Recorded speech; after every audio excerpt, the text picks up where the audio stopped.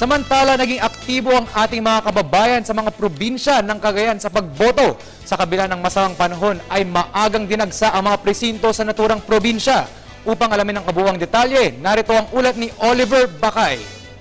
Sa inaasahang mainit na panahon, manakanakang pag-ulan ngayon ang nararanasan dito sa lalawigan ng Cagayan. Subalit hindi nito napigilan ang mga botante sa pagdagsa sa kanilang mga presinto.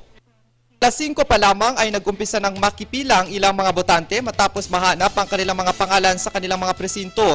Naging madali din ang paghahanap ng mga ito ng kanilang pangalan dahil may mga volunteers mula sa PPCRV at NAMFREL na naglagay ng assistance help desk upang hanapin ang mga pangalan ng bawat botante na ituturo kung saan ang kanilang mismong presinto. Kaya naman hindi pa nagsisimula ang mismong oras na botohan ay mahaba na ang pila.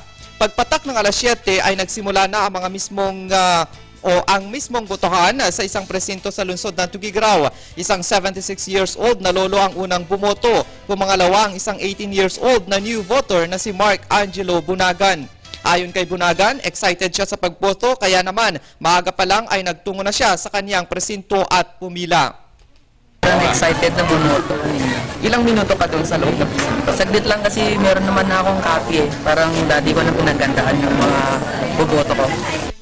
Pinayuhan din ng Pag-asa at PIA ang bawat botante na magdala ng payong anumang pananggalang sa ulan dahil aasahang buong araw ngayon ay uulan dahil sa epekto ng tail end of the cold front.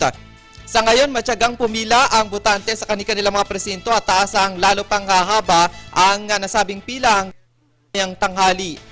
Naghigpit din ang mga kapulisan sa mga nagbibigay ng flyers sa mga kandidato. Hindi nila pinapayagan ang mga ito na magbigay ng flyers sa loob mismo ng eskwelahan upang maiwasan na rin ang mga basura pagkatapos ng halalan.